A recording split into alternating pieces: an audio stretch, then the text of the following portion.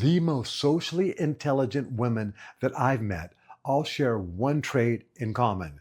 It isn't confidence, it isn't beauty, and it isn't status. It is self awareness. 40 years ago, I made a decision to master my emotions because I realized the quality of my life would be determined by my emotional state. Since then, I've spent 4 decades studying human behavior, emotional mastery, and what allows people to thrive under pressure. Now, I'm a man making a video for smart women, and I know that's not for everyone, but for the women who resonate with this message, these are the 4 pillars that I've seen create extraordinary strength, influence, and most importantly, fulfillment. Pillar number 1, emotional regulation. When the emotion goes up, the intelligence goes down. Are you running your emotions or are your emotions running you? Because we want to flip that script. Whenever we get triggered, this is an opportunity for us to understand ourselves. Because whenever I'm triggered, I'm stimulating something in my past. Now, when we're more triggerable is when we're in a state of survival. But when you get yourself in a state of abundance, you get happy. Years ago, I was going through a breakup and I had been meditating for many years in a row. So I decided that I would meditate while I was going through the grief to escape the grief. And when I came out of the meditation, my brain was quiet, but my bloodstream still had grief in it. My body and hormones were still in the past. What I learned is that I want my brain to be quiet, but I want my hormones to be quiet also. Emotion is a word to describe a feeling. A feeling is the body. We feel it in our body from the hormones. We get hormonal habits. There's a famous book called The Power of Habit. They say the gambler is addicted to winning and losing. Which do you think is the bigger addiction? They're more addicted to losing than winning. But consciously, they don't want to lose. But unconsciously, they do want to lose. Same thing with us. We can get addicted to being angry every day. Consciously, we don't want to be angry, but unconsciously, we do want to be angry. We can be addicted to jealousy. We can be addicted to selfishness. We can be addicted to anxiety. No different than a smoker is addicted to nicotine or addicted to caffeine or addicted to alcohol or a drug. We're addicted to these hormones. And you don't just become an adept at emotional regulation overnight. It starts with simple steps. Being aware of your body holds you in the present moment. Being aware of your breath holds you in the present moment. Learn to feel feelings. Feelings are here to be felt. Emotion is energy in motion. So what we want to learn to do is feel the feeling, because when I feel the feeling, I'm accepting it. And acceptance is a form of love. And love is the universal solvent. So when my dad passed on February 2nd of this year, I automatically let myself feel the grief. I'm loving the grief. When I feel anger, I'm feeling it. And I'm feeling it somatically in my body.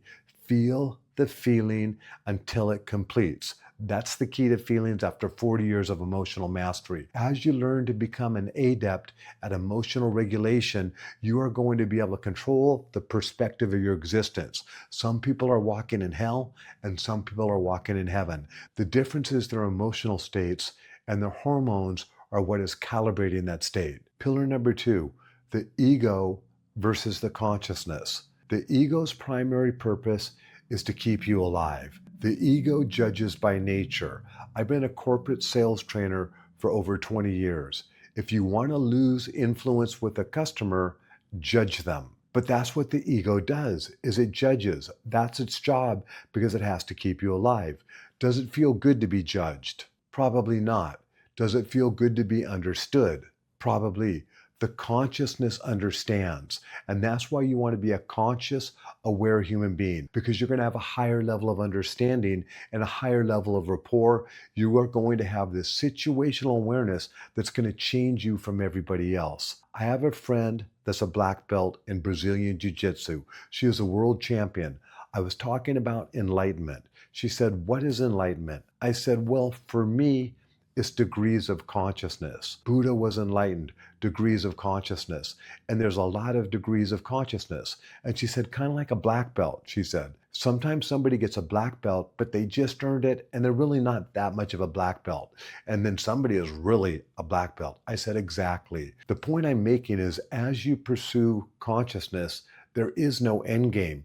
You keep on pursuing another layer of it, another layer of it, another layer of it until you transition. That's my goal anyway, is to pursue consciousness, because awareness is consciousness and consciousness is understanding. And that's what the world needs, is more hyper conscious human beings, hyper aware human beings that have the ability to understand. When you have awareness, when you have consciousness, I don't care what your career is, I don't care what your religion is, what your belief system is, I 100% believe that you'll be more efficient and effective at whatever you believe. Pillar number 3, loving yourself. This is one of the most important skills in life, is to learn to love yourself. Because of a lack of love of myself, I've learned to love myself. Maybe if you can learn to love yourself, we can change the world. Loving yourself is super important. There's a direct correlation with how much you like yourself and how much you like other people. There's a direct correlation with how much you love yourself and how much you can love other people. The more you like yourself, the more you like other people. The more you like other people, the more they like you. The more you love yourself, the more you love other people. The more you love other people, the more they love you. Loving yourself is super important. I know I'm going to leave this plane of existence someday. I've lost lady friends, I've lost partners, I've lost siblings, I've lost parents, I've lost dogs. In the end, when I leave this plane of existence, regardless of my belief system, I have to let go of everything in this reality. And I know that I am going to need to love myself. When I was little Mikey, I was by myself. Now I'm older Mikey, I'm by myself. I might be by myself when I transition. I want to love myself. And I look for the Creator in me. If the Creator created me, if I love myself and the Creator created me, I'm loving the Creator. That's the way I look at it. So by loving myself, what I'm doing is I'm saying thank you. But if I beat myself up, I probably beat you up. And if I beat you up, you pick up on that vibe. So now I have discontent, and I have discontent running through my bloodstream. That's not a good thing. It will make you sick. Cultivating the relationship with yourself, going on dates with yourself, go to movies with yourself, do loving things for yourself, be kind to yourself. Having the ability to love yourself is going to make you healthy. This is the selfishness of self-love. You put your own oxygen mask on before you put everybody else's on. Love yourself and then watch what happens. Learning to love yourself is a key.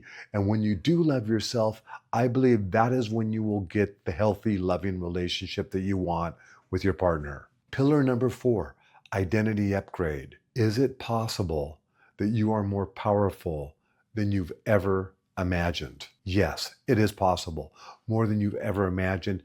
And not only is it possible, I'm telling you, it's true. Well, who you are in this moment is a culmination of your identities. They're like a container keeping you being you. Political identity, religious identity, diet identity. I oftentimes have people write down, what are 4 things you like? What are 4 things you don't like? What are 4 things you're good at? What are 4 things you're bad at? After they write down these 16 items, I let them know that every single one of them has an origin story. When my daughter was young, she was taking a math test. I picked her up from school and I said, Jolie, how'd school go today? She said, Daddy, I forgot to put my name on the top of my math test. It was time test 13. The teacher said, excuse me, kids. Somebody did time test 13, but they forgot to put their name on the top of it. Jolie sheepishly put up her hand, and the teacher said, Jolie, great job. You got 100%. And the kids in the class said, Jolie, you're on 13. You got 100%. And she had an experience. And at that moment, she attached a meaning to that experience, that I'm good at math. The question is she, or does she just believe she is? And the answer is, it doesn't matter. As a corporate sales trainer, I get the guy that comes to class and he says, I don't know why I'm here. I shouldn't have to be here. I'm the best in the company.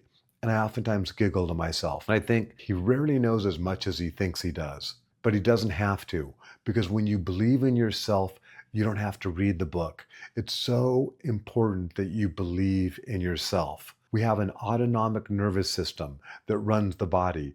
I don't have to run the body runs on its own. Do I have to make myself breathe, or does it do it on its own? Its own. Do I have to make my heart beat, or does it do it on its own? Its own. Do I have to make my digestive juices secrete, or does it do it on its own? I cannot tell you the amount of people that I meet that say that they can't fall asleep at night because they can't get their brain to be quiet. The brain isn't actually on the autonomic nervous system, but it does think from the second we wake up to the second we go to bed. So I asked my classes to do this, and I'm asking you to play with me here. Breathe in and out slowly one time. And what controlled your breath? I've never once had a student answer it. They say my mind or me. I say that was your consciousness. Then I say sit upright, and I'll say give me your best smile, or give me your best fake smile. And I'll switch it up. And I'll say what controlled your body language? And they'll say my consciousness. And I'll say now think about a thought that makes you feel good, a thought that makes you feel warm inside. And I'll say what controlled your thoughts? And they'll say, my consciousness? I say, yes. And you want to make your consciousness the boss. I say to them, you want to make your consciousness the what? And they'll go, the boss. And then I'll say to them, who's the boss? And they won't know what to say. And I'll say, I'm the boss. I'll say that with me. Who's the boss? And they'll go, I'm the boss. No, say it like you mean it. Who's the boss? I'm the boss. There's a new sheriff in town over your ego. It's your consciousness. The ego wants certainty because certainty means safety. So whenever you go the same way to your job, that's going to bring you certainty. Whenever you eat at your favorite restaurant, that's going to bring you certainty.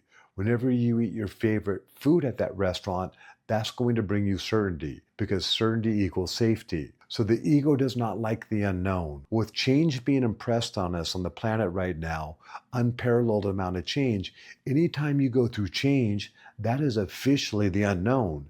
And the ego is going to cling to the past. It wants to stay safe. So this is where you want to learn that the ego wants certainty because certainty equals safety. So whenever you have a chance to come out of your comfort zone, you say, I'm the boss. When you go to the different restaurant, you say, I'm the boss. When you're in the different hotel like I am right now, I'm the boss. You take a different route to your favorite activity, I'm the boss. What you do is you start demonstrating consciousness. Whenever you regulate your breath, I'm the boss. Whenever you control your thoughts, I'm the boss. Whenever you control your body language, I'm the boss. With consciousness comes capabilities. Consciousness is awareness. What the earth needs is more awareness on the planet, and awareness is the first key to change. Here's what I want to leave you with. Emotional regulation is a practice, not a destination. Understanding meets judgment every single time. Love yourself first, and everything flows from there. And choose your identity on purpose, because if you don't, the world will choose it for you. If this resonated with you, subscribe. We're not here to avoid pressure. We're here to embrace it. We're turning snowflakes into diamonds.